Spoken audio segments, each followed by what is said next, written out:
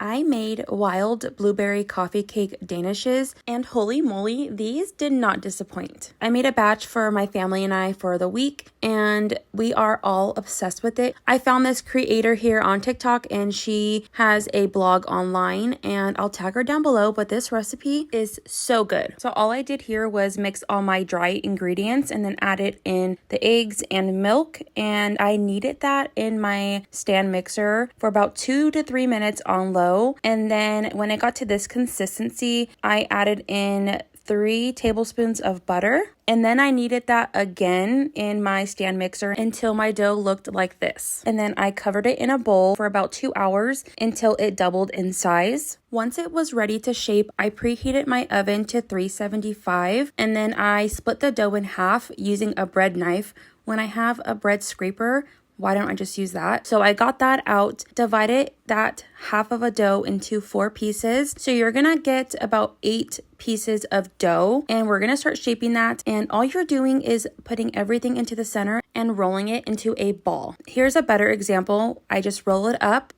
again, tuck everything in, and then I'm doing a little mini candy cane hand motion to tuck everything in. And then I stitch the bottom, and then we are going to set those aside and start prepping our filling and coffee cake crumb. So for the filling, all we're doing is adding in some cream cheese, powdered sugar, some milk, some vanilla bean paste, which I make homemade and it's so good. And then mix that in, whip it really good. I let it whip up for a good 2 minutes while I made this coffee crumb, and that consists of brown sugar, some all-purpose flour, some ground cinnamon, and butter. I used a fork to mix this in, get it nice and crumbly, and now we're going to shape our danishes. You're almost going to shape these as if you are making a donut or bagel, but without poking a hole in the middle.